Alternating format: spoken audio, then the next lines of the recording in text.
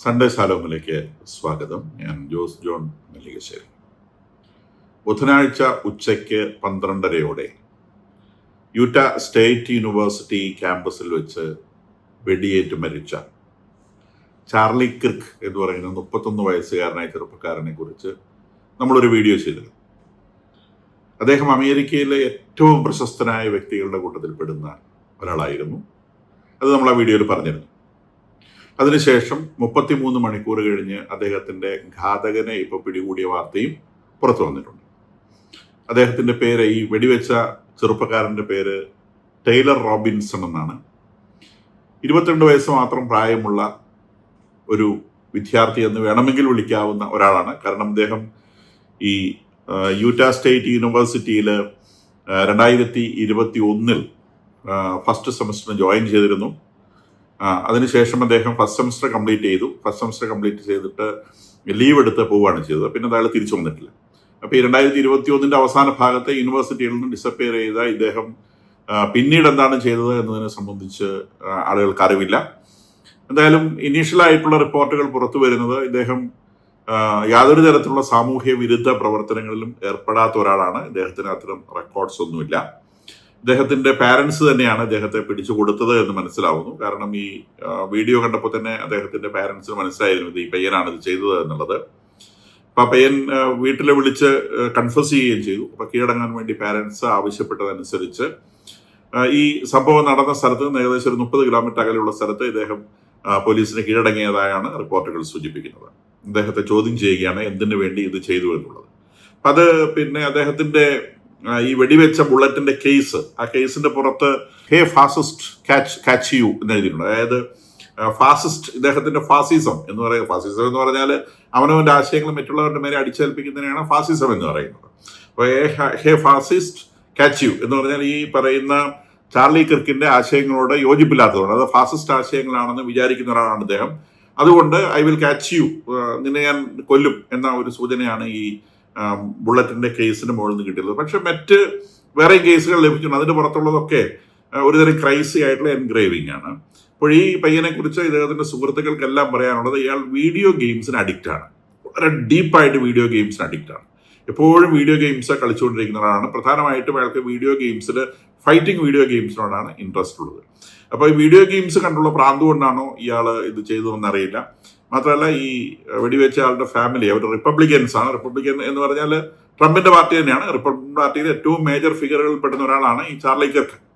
പക്ഷേ ഈ റിപ്പബ്ലിക്കൻ ആയിട്ടുള്ള പാരന്റ്സിന്റെ മകനായിട്ടുള്ള ഈ ചെറുപ്പക്കാരന് ചാർലി കിർക്കിനോടോ അല്ലെങ്കിൽ ഡൊണാൾഡ് ട്രംപിനോടോ പ്രത്യേകിച്ച് ബഹുമാനം ഉണ്ടായിരുന്നില്ല.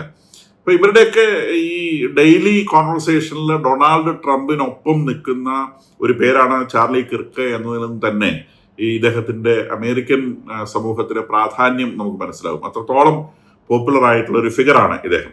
അപ്പൊ ഇദ്ദേഹം എന്തുകൊണ്ട് ഈ ഇങ്ങനെ ഒരു പ്രവൃത്തി ഈ ചെറുപ്പക്കാരൻ ചെയ്തു എന്നതിനെ സംബന്ധിച്ചുള്ള കാര്യങ്ങൾ പുറത്തു വരുന്നതേ ഉള്ളൂ. ഈ ചെറുപ്പക്കാരൻ വളരെ മിടുക്കനായിട്ടുള്ള ചെറുപ്പക്കാരനായിരുന്നു. ഇയാൾക്ക് സ്കോളർഷിപ്പ് ഒക്കെ ഉണ്ടായിരുന്നതാണ്. അപ്പം ഇയാളെ ആരെങ്കിലും ഇൻസ്റ്റിഗേറ്റ് ചെയ്തതാണോ? അപ്പം ഫാസിസ്റ്റ് എന്നൊരു വാക്ക് ഉപയോഗിക്കുമ്പോൾ നിശ്ചയമായിട്ടും അത് ഒരു ഇടതുപക്ഷത്തിന്റെ സ്വാധീനം നമുക്ക് കാണാൻ സാധിക്കുന്നതാണ്. ഇനി ആരെങ്കിലും ഇദ്ദേഹത്തെ ഹയർ ചെയ്തതാണോ? ആശയപരമായിട്ട് ഇദ്ദേഹത്തെ ഹയർ ചെയ്യാൻ ആർക്കെങ്കിലും സാധിച്ചിട്ടുണ്ടോ? 2021 ശേഷം ഇദ്ദേഹം ആരുടെ ഇൻഫ്ലുവൻസിലാണ് പെട്ടുപോയത്? ഇത്തരം കാര്യങ്ങളൊക്കെ FBI അന്വേഷിച്ച് വരുന്നതേ ഉള്ളൂ. കൂടുതൽ വിവരങ്ങൾ വഴിയെ നമുക്കറിയാൻ സാധിക്കും. നേരെ മറിച്ച് ഈ ചാർലി കിർക്ക് എന്ന് പറയുന്ന അദ്ദേഹം ഒരു സാധാരണ വീട്ടിൽ ജനിച്ചു വളർന്ന ആളാണ്. ട്രംപ് ടവറുകളുടെ കൺസ്ട്രക്ഷന് സഹകരിക്കുന്ന ഒരു ആർക്കിടെക്റ്റ് ആണ് ഈ ചാർലി കിർക്കിന്റെ പിതാവ്. ഇദ്ദേഹം ഒരു ഒറേറ്റർ ആയിട്ടാണ് വളർന്നു വന്നത്. നല്ല പ്രസംഗകനാണ്, മിടുക്കനായിട്ടുള്ളൊരു വിദ്യാർത്ഥിയായിരുന്നു. അങ്ങനെ ഉയർന്നു വന്ന് ഇദ്ദേഹം ചില മെന്റേഴ്സിന്റെ കൂടെയൊക്കെ വർക്ക് ചെയ്ത് 2012 ബരാക് ഒബാമയും അന്നത്തെ പ്രസിഡന്റായിരുന്ന ബരാക് ഒബാമയും ഇദ്ദേഹവും ചേർന്ന് ടേണിംഗ് പോയിന്റ് USA എന്ന് പറയുന്ന ഒരു ക്യാമ്പസ് ക്രൂസൈഡ് സ്ഥാപിക്കുകയുണ്ടായി. അത് 2012 ചെയ്യുന്നത്. ഇതാണ് വാസ്തവത്തിൽ ചാർലി കിർക്കിന്റെ ജീവിതത്തിലെ ഏറ്റവും വലിയ ടേണിംഗ് പോയിന്റ് എന്ന് പറയുന്നത്. അപ്പൊ അദ്ദേഹം പൊതുവെ ആളുകളെ മോട്ടിവേറ്റ് ചെയ്യുന്ന മോട്ടിവേറ്റിംഗ് സ്പീക്കർ, ഒരു കരിസ്മാറ്റിക് സ്പീക്കർ കൂടിയായിരുന്നു ഇദ്ദേഹം. സുവിശേഷകൻ കൂടിയാണ്, വലിയ വിശ്വാസിയാണ്. അപ്പൊ അതിന്റെ കൂടെ രാഷ്ട്രീയമുള്ള ആളാണ്. അപ്പം ഇത് രണ്ടും കൂടി ചേർത്തുകൊണ്ടാണ് ടേണിംഗ് പോയിന്റ് USA എന്ന് പറയുന്ന ഈ സംഘടന 2012 ബരാക് ഒബാമയുമായി ചേർന്ന് ഇദ്ദേഹം സ്ഥാപിക്കുന്നത്. ആ ടേണിംഗ് പോയിന്റ് USA എന്ന് പറയുന്ന അവരുടെ പ്രധാനപ്പെട്ട പ്രോഗ്രാംസ്, ക്യാമ്പസുകളിൽ പ്രോഗ്രാം സംഘടിപ്പിക്കുക എന്നുള്ളതാണ്.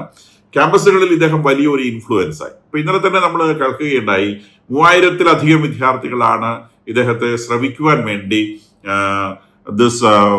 യൂറ്റ വാലി സ്റ്റേറ്റ് യൂണിവേഴ്സിറ്റി ക്യാമ്പസിൽ ഉണ്ടായിരുന്നെന്ന് മനസ്സിലാക്കണം.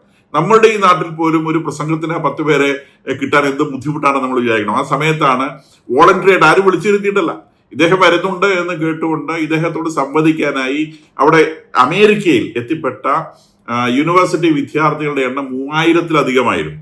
അപ്പൊ നമുക്ക് ഊഹിക്കാൻ സാധിക്കും. ചെറുപ്പക്കാരുടെ കാര്യം പറയുന്നത്, ഞാനൊക്കെ ചെറുപ്പക്കാരോട് പ്രസംഗിക്കുന്ന ആളാണ്, മോട്ടിവേഷൻ ക്ലാസ്സുകൾ എടുക്കുന്ന ആളാണ്. ഒരു 100-200 പേരുള്ള ഒരു ഗ്യാതറിങ്ങിനെ ഒന്ന് അറ്റൻഷനിൽ ഇരുത്തണമെന്നുള്ള സ്ട്രെയിൻ നമുക്കറിയാം. അത്ര ബുദ്ധിമുട്ടാണ്. കാരണം പ്രത്യേകിച്ച് ഈ മൊബൈൽ അഡിക്ഷന്റെ ഒക്കെ കാലമായതുകൊണ്ട് ചെറുപ്പക്കാരെ ഒന്ന് അറ്റൻഷനിലേക്ക് കൊണ്ടുവരിക, ശ്രദ്ധയിലേക്ക് കൊണ്ടുവരിക, നമ്മുടെ സ്പീക്കറുടെ പോയിന്റിലേക്ക് കൊണ്ടുവരിക എന്നുള്ളത് വളരെ ബുദ്ധിമുട്ട് പിടിച്ച കാര്യമാണ്. അപ്പൊ അങ്ങനെയുള്ളൊരു കാലത്ത് അമേരിക്ക പോലത്തെ ഒരു സ്ഥലത്ത് 3000-ലധികം വിദ്യാർത്ഥികളെ ആകർഷിച്ച് തന്റെ ചുറ്റും ഇരുത്താൻ സാധിക്കുന്ന ഒരു വ്യക്തിത്വം എന്ന് പറഞ്ഞാൽ അയാൾ വളരെ അൺയൂഷ്വൽ ആയിട്ടൊരു പേഴ്സൺ ആണ്. 33 വയസ്സേ ഉള്ളൂ. അപ്പൊ അദ്ദേഹത്തിന്റെ സ്റ്റൈൽ എന്ന് പറയുന്നത് വിദ്യാർത്ഥികളുടെ ഇടയിൽ ഇങ്ങനെ ഇരുന്നിട്ട് പിന്നെ മൈക്കൊക്കെ ഉണ്ടാവും, കോൺവെർസേഷൻ ആണ്. ആരെങ്കിലും എന്തെങ്കിലും സംസാരിക്കുന്നു, അദ്ദേഹം അതിന് മറുപടി പറയും. അപ്പോൾ ഒരു കുട്ടികൾ പറയുന്ന അവരുടെ വളരെ ഡേ ടു ഡേ ലൈഫിലെ പ്രശ്നങ്ങൾ അവർ വിളിച്ചു പറയുന്നു. അതിനോട് ഇദ്ദേഹത്തിന്റെ പ്രതികരണം പറയുന്നു. ആളുകൾ ശ്രദ്ധയോടെ കേൾക്കുന്നു. അത്രയധികം യുവാക്കളുടെ ഇടയിൽ ഇൻഫ്ലുവൻസ് ഉണ്ടാക്കാൻ ഇയാൾക്ക് ഈ തുടക്കം മുതലേ, ഈ ടേണിംഗ് പോയിന്റ് USA എന്ന് പറയുന്ന ആ പ്രസ്ഥാനത്തിന് തുടക്കം മുതലേ ഇദ്ദേഹത്തിന് സാധിച്ചിരുന്നു. അമേരിക്കൻ യൂണിവേഴ്സിറ്റി 50 സ്റ്റേറ്റുകളിലെയും യൂണിവേഴ്സിറ്റികളിലെ ക്യാമ്പസുകളിൽ ഇദ്ദേഹം വലിയൊരു വേവായി പെട്ടെന്ന് വളർന്നു. അങ്ങനെ അതിന്റെ അടിസ്ഥാനത്തിൽ റിപ്പബ്ലിക്കൻ പാർട്ടിയുടെ റിപ്പബ്ലിക്കൻ നാഷണൽ കൺവെൻഷനിൽ 2016 ഇദ്ദേഹത്തിന് ക്ഷണം കിട്ടുന്നു പ്രസംഗിക്കാനായി. റിപ്പബ്ലിക്കൻ പാർട്ടിയുടെ നാഷണൽ കൺവെൻഷനിൽ 2016 22 വയസ്സുള്ളപ്പോൾ ഇദ്ദേഹത്തെ പ്രസംഗിക്കാനായി ക്ഷണിക്കുന്നു. അവിടെ വെച്ചാണ് ഇദ്ദേഹം ഈ ഡൊണാൾഡ് ട്രംപിനെ പോലുള്ള ആളുകളെ പരിചയപ്പെടുന്നതും അങ്ങനെ റിപ്പബ്ലിക്കൻ പാർട്ടിയുടെ ഒരു ഭാഗമായി തീരുന്നതും അതിനുശേഷമാണ്. പിന്നീട് ഇദ്ദേഹം റൈറ്റ് വിങ് പോളിറ്റിക്സിന്റെ ഒരു വലിയ ആളായി മാറുകയും ഈ JD വാൻസിന്റെ വളരെ ക്ലോസ് ഫ്രണ്ട് ആയിരുന്നു ഇദ്ദേഹം. JD വാൻസും ഇദ്ദേഹത്തിന്റെ കൂടെ ഈ ടേണിംഗ് പോയിന്റ് USA വർക്ക് ചെയ്യുന്ന ആളാണ്. JD വാൻസ് ഇദ്ദേഹത്തിന്റെ അഭിപ്രായ പ്രകാരം, ഇദ്ദേഹത്തിന്റെ നിർദ്ദേശപ്രകാരം JD വാൻസ് ഫുൾ ടൈം പോളിറ്റിക്സിലേക്ക് വന്നിരുന്നു ഇതിനു മുൻപ് തന്നെ. അങ്ങനെ 2016 ട്രംപ് ഇലക്ഷൻ മത്സരിക്കുന്ന സമയത്ത് ഈ ചാർലി കിർക്കിന്റെ നിർബന്ധപ്രകാരമാണ് JD വാൻസിനെ വൈസ് പ്രസിഡന്റ് സ്ഥാനാർത്ഥിയായി ഇദ്ദേഹം സെലക്ട് ചെയ്യുന്നത്. ഇപ്പോഴത്തെ ഇലക്ഷനിൽ JD വാൻസ് ഇദ്ദേഹത്തിന്റെ വൈസ് പ്രസിഡന്റ് സ്ഥാനാർത്ഥിയായി വരുന്നത് ഈ ചാർലി കിർക്കിന്റെ നിർബന്ധപ്രകാരമാണ്. അപ്പൊ അന്ന് മുതൽ ഈ ചാർലി കിർക്കിനോടൊപ്പം മൂവ് ചെയ്ത കാലം മുതൽ JD വാൻസ് ചാർലി കിർക്കിന്റെ കൂടി അഭിപ്രായ പ്രകാരം പോളിറ്റിക്സിലേക്ക് വരികയും ഇപ്പം ഇദ്ദേഹത്തിന്റെ വൈസ് പ്രസിഡന്റ് ആയിട്ട് ഇദ്ദേഹത്തിന് ഇരിക്കാൻ സാധിക്കുകയും ചെയ്യുന്നു എന്നുള്ളത് നമ്മൾ മനസ്സിലാക്കേണ്ട കാര്യമാണ്. അപ്പം ഈ ചാർലി കിർക്കിന് ഈ റിപ്പബ്ലിക്കൻ പോളിറ്റിക്സിലുള്ള ഒരു വലിയ സ്വാധീനം അത് എത്രയാണ് നമ്മൾ മനസ്സിലാക്കണം. ഇപ്പൊ ട്രംപുമായിട്ടുള്ള അദ്ദേഹത്തിന്റെ അടുപ്പം അത്രയും ക്ലോസ് ആണ്. ട്രംപിന്റെ ക്ലോസസ്റ്റ് ഫ്രണ്ടുകളിൽ ഒരാളാണ്. ട്രംപ് 80 വരെ പ്രായമുള്ള ആളാണ്, ഇദ്ദേഹം 31 വയസ്സ് പ്രായമുള്ള ആളാണ്. അപ്പൊ ഇദ്ദേഹത്തിന്റെ ആ ഒരു പേഴ്സണാലിറ്റിയുടെ influence this is mainly due to the charismatic movement. അപ്പൊ ആ കരിസ്മാറ്റിക് മൂവ്മെന്റുമായി ബന്ധപ്പെട്ടിട്ടാണ് ഇദ്ദേഹത്തിന്റെ ഈ വളർച്ച എന്ന് മനസ്സിലാക്കണം. കാരണം അമേരിക്ക വല്ലാതെ ദൈവത്തിന് വേണ്ടി ദാഹിക്കുന്ന, ക്രിസ്തുവിന് വേണ്ടി ദാഹിക്കുന്ന ഒരു പ്രശ്നം അമേരിക്ക ഇപ്പോൾ നേരിടുന്നുണ്ട്. കാരണം വല്ലാതെ അധികം അമേരിക്ക വഴിതെറ്റിപ്പോയിരിക്കുന്നു. അത് ഡ്രഗിലേക്ക് പോയിരിക്കുന്നു, ഫ്രീ സെക്സിലേക്ക് പോയിരിക്കുന്നു, ഉത്തരവാദിത്തമില്ലാത്ത ലൈഫിലേക്ക് പോയിരിക്കുന്നു.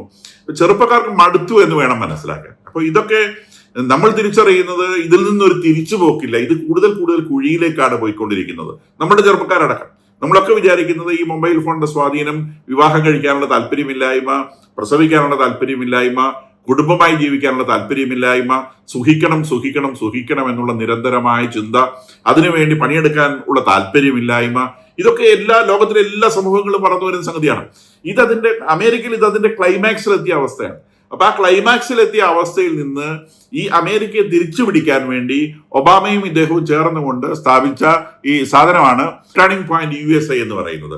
അപ്പൊ ആ ചെറുപ്പക്കാരുടെ ഉള്ളിലുള്ള ആ മടുപ്പിന്റെ ഇത്തരം ഈ തീർത്തും സൂപ്പർഫിഷ്യൽ ആയിട്ടുള്ള ലൈഫിന്റെ, മെറ്റീരിയൽ ലൈഫിന്റെ, ലൗകിക ജീവിതത്തിന്റെ അതിനോടുള്ള വല്ലാത്തൊരു മടുപ്പിൽ നിന്ന് അവർ വളരെ വേഗം ക്രിസ്തുവിലേക്ക് തിരിഞ്ഞ, ക്രിസ്തുവിലൂടെയുള്ള രാഷ്ട്രീയത്തിലേക്ക് തിരിഞ്ഞ ഒരു കാഴ്ചയാണ് നമ്മൾ വാസ്തവത്തിൽ ഇദ്ദേഹത്തിന്റെ പ്രവർത്തനങ്ങൾ കാണുന്നത്. ഇപ്പൊ ചാർലി കിർക്കിന്റെ വളർച്ച എന്ന് പറഞ്ഞാൽ അമേരിക്കൻ യുവതയുടെ ക്രിസ്തുവിലേക്കുള്ള തിരിച്ചുവരവും അതിലൂടെയുള്ള പൊളിറ്റിക്കൽ ഗ്രോത്തുമാണ് വാസ്തവത്തിൽ ചാർലി കിർക്കിന്റെ ഈ തിരിച്ചുവരവിലൂടെ സംഭവിച്ചിട്ടുള്ളത്.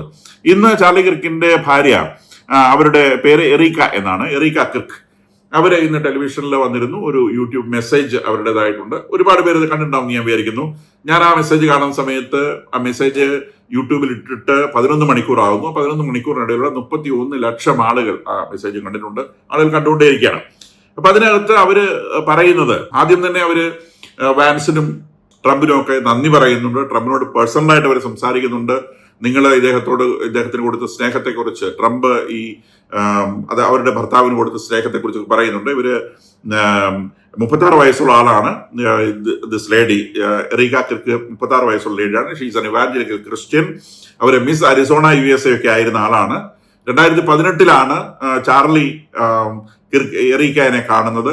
2018 മുതൽ അവരെ ഡേറ്റ് ചെയ്ത് 2021 അവർ വിവാഹിതരായിട്ടുള്ളത്. അവർക്ക് ഒരു മകനും മകളുമാണുള്ളത്. മകന് 1 വയസ്സ്, മകൾക്ക് 3 വയസ്സ്. ഇതാണ് അവരുടെ ബ്രീഫ് ആയിട്ടുള്ള ഫാമിലി ഡീറ്റെയിൽ എന്ന് പറയുന്നത്. അപ്പൊ ആ യുവതി പറയുന്നത്, ഈശോ സഭയെ സ്നേഹിച്ചതുപോലെ ചാർലി എന്നെ സ്നേഹിച്ചിരുന്നു എന്നാണ്. നമ്മൾ വിവാഹ സമയത്ത് മാത്രം കേട്ട് പരിചയമുള്ള ഒരു വാക്കാണിത്. ഈശോ സഭയെ സ്നേഹിച്ചതുപോലെ ചാർലി എന്നെ സ്നേഹിച്ചിരുന്നു എന്നാണ് ആ സ്ത്രീ അതിനകത്ത് പറയുന്നത്. അപ്പൊ ഇവർ പറയുന്നത് അമേരിക്കയിലെ മുഴുവൻ യുവാക്കളും അവരുടെ ഭാര്യമാരെ ഈശോ സഭയെ സ്നേഹിച്ചതുപോലെ സ്നേഹിക്കണമെന്നുള്ളതാണ് ചാർലി യുവാക്കൾക്ക് കൊടുത്ത പ്രധാന പാഠങ്ങളിൽ ഒന്ന് എന്നുള്ളതാണ്. അതായത് വിവാഹം കഴിച്ച് സ്നേഹിച്ച് ജീവിക്കുക. 31 വയസ്സേ ചാർലിക്ക് ആയിട്ടുള്ളൂ. അതിനിടയിൽ തന്നെ അദ്ദേഹത്തിന് 2 കുട്ടികളുണ്ടോ എന്ന് ഓർക്കണം. നമ്മുടെ ഇവിടെയൊക്കെ പലപ്പോഴും ഇപ്പോൾ വിവാഹപ്രായം 30-35 ഒക്കെ എത്തിക്കഴിഞ്ഞിരിക്കുന്നു. ഇവരെ 31 വയസ്സിനുള്ളിൽ തന്നെ അമേരിക്കയിലുള്ള ഒരു ഫാമിലിയിൽ 2 കുട്ടികൾ ജനിച്ചു കഴിഞ്ഞു. അപ്പൊ ആ ഒരു ഫാമിലി ലൈഫിലേക്കുള്ള ഒരു തിരിച്ചുപോക്ക്, അങ്ങനെ ഫാമിലിയിലൂടെ രാജ്യത്തെ രക്ഷിക്കുക എന്നുള്ള ഒരു വിളിയാണ്, അതിലേക്കുള്ള ഒരു തിരിച്ചറിവാണ്. ആ ഫാമിലി ലൈഫിന്റെ ആ ഒരു സന്തോഷത്തില്, ആ ഒരു സ്നേഹത്തില് ഡ്രഗിനെ ഉപേക്ഷിക്കാൻ, ഫ്രീ സെക്സിനെ ഉപേക്ഷിക്കാൻ, ലേസി ലൈഫിനെ ഉപേക്ഷിക്കാൻ, തെറ്റായ പോളിറ്റിക്സിനെ ഉപേക്ഷിക്കാൻ, ആവശ്യമില്ലാത്ത ആശയങ്ങളെ ഉപേക്ഷിക്കാൻ ഒക്കെ അമേരിക്കൻ ജനതയെ പ്രേരിപ്പിക്കുന്ന ഒരു ക്രൂസൈഡ് ആയിരുന്നു ഇദ്ദേഹം നടത്തിക്കൊണ്ടിരുന്നത് എന്ന് വേണം മനസ്സിലാക്കാൻ. ഇദ്ദേഹത്തിന്റെ യാത്ര ജീസസിനോടൊത്തായതുകൊണ്ട് ഇപ്പോൾ അദ്ദേഹം ജീസസിന്റെ കൂടെ വിശ്രമിക്കുകയായിരിക്കും എന്നാണ് ഈ ലേഡി പറയുന്നത്. അവരതിനിടയിലൂടെ കൊലപാതകിയോട് പറയുന്നുണ്ട്, ഇദ്ദേഹത്തെ കൊന്ന ആളോട് പേഴ്സണലായിട്ട് പറയുന്നുണ്ട്, you have no idea the fire that you ignited within this wife, the cries of the widow will echo around the world like a battle cry. അപ്പൊ അവർ പറഞ്ഞത്, ഈ ഒരു വിധവയുടെ ഉള്ളിലെ നീ കൊളുത്തി വെച്ച അഗ്നി എന്താണെന്ന് നീ തിരിച്ചറിയുന്നില്ല. എന്റെ ഉള്ളിലെ നിലവിളി ഒരു യുദ്ധ നിലവിളിയായി, ഒരു യുദ്ധവിളിയായി, ഒരു പോരാട്ടത്തിനുള്ള വിളിയായി കാലാകാലത്തോളം മുഴങ്ങി നിൽക്കും. ഇവരുടെ ഭർത്താവ് ഈ കൊളുത്തി വെച്ച ഈ പ്രസ്ഥാനത്തെ 10 മടങ്ങ് ശക്തിയോടെ ഞാൻ മുന്നോട്ട് നയിക്കും എന്നാണ് ഈ സ്ത്രീ പ്രഖ്യാപിക്കുന്നത്. അവർ പറഞ്ഞത്, ഇവരുടെ ഭർത്താവ് ലീഡർഷിപ്പുള്ള ആളുകളെ തിരിച്ചറിയുന്നതിൽ അപാരമായ മിടുക്കുള്ള ആളായിരുന്നു. അതുകൊണ്ട് തന്നെ ആയിരക്കണക്കിന് യുവാക്കളെ താൻ കൊളുത്തിയ ദീപം ഏന്താൻ വേണ്ടി ഏൽപ്പിച്ചതിനു ശേഷമാണ് ഇവരുടെ ഭർത്താവ് മരിച്ചുപോയത് എന്നാണ് അവർ പറയുന്നത്. അപ്പോൾ ഈ കൊലപാതകയോട് അവർ പറയുന്നത്, നിങ്ങൾക്ക് ആശയങ്ങളെ കൊല്ലാനാവില്ല. ഞങ്ങൾ കൊളുത്തിയ ആശയം ആയിരക്കണക്കിന് യുവാക്കൾ കൈകളിലേന്തി അമേരിക്ക മുഴുവൻ കൊണ്ടു നടന്ന് ഒരു ക്രിസ്ത്യൻ അമേരിക്കയെ സൃഷ്ടിക്കുമെന്നുള്ള കാര്യത്തിൽ നിങ്ങൾക്ക് സംശയം വേണ്ട. അത് ഞാൻ ഉറപ്പിച്ചിരിക്കും എന്നാണ് ഒരു വിധവയുടെ സത്യം ചെയ്യൽ എന്നതുപോലെ അവര് വിളിച്ചു പറയുന്നത്. അതുകൊണ്ട് ഇദ്ദേഹത്തിന്റെ ക്യാമ്പസ് ടൂറുകൾ തുടരുമെന്നും ഇദ്ദേഹം ഡെയിലി മെസ്സേജ് നൽകിയിരുന്ന അതേ കസേരയിൽ ഇരുന്നു കൊണ്ട് ഈ വൈഫ് ഡെയിലി മെസ്സേജ് നൽകുമെന്നും അവർ പ്രത്യേകം പറയുന്നുണ്ട്. ഇദ്ദേഹത്തിന്റെ മോട്ടോ എന്ന് പറയുന്നത്, ചാർലി കിർക്കിന്റെ മോട്ടോ എന്ന് പറയുന്നത്, ക്രിസ്തുവിൽ വിശ്വസിക്കുന്നവർ രക്ഷപ്പെടും എന്നുള്ളതായിരുന്നു ചാർലി കിർക്കിന്റെ മെസ്സേജ്. ആ മെസ്സേജ് അമേരിക്കയിലെ ഓരോ ചെവികളിലും ഞാൻ എത്തിക്കും എന്നാണ് ഈ സ്ത്രീ ഒരു സത്യം ചെയ്യൽ പോലെ പറഞ്ഞ് വിശ്വസിക്കുന്നത്. ആയിരക്കണക്കിന് ആളുകളെ ജീസസിലേക്ക് തിരിച്ചു കൊണ്ടുവരുവാനും അതുവഴി അമേരിക്കയെ വീണ്ടും സൃഷ്ടിക്കുവാനും പുനർസൃഷ്ടിക്കുവാനും സാധിക്കുമെന്നുള്ളൊരു പ്രതീക്ഷയാണ് ചാർലി കിർക്കിന് ഉണ്ടായിരുന്നതെന്നും അത് തുടരുമെന്നും അവർ പ്രത്യേകം എടുത്തു പറയുന്നു. ചാർലിക്ക് ഏറ്റവും പ്രിയപ്പെട്ട വാക്ക് EARN എന്നുള്ള വാക്കായിരുന്നു എന്നും അവർ പറയുന്നുണ്ട്. Earn four Jesus and earn for America. ഇവരുടെ ഈ വിശ്വാസത്തിൽ ഉള്ളതുപോലെ ചാർലി കിർക്ക് ആഗ്രഹിച്ചതുപോലെ അവർക്ക് അമേരിക്കയിൽ നിന്ന് നഷ്ടപ്പെട്ടു പോയ ആളുകളെ തിരിച്ചെടുത്ത് earn for Christian and earn for America ആവാൻ സാധിക്കട്ടെ എന്ന് ആശംസിച്ചുകൊണ്ട് നിർത്തുന്നു.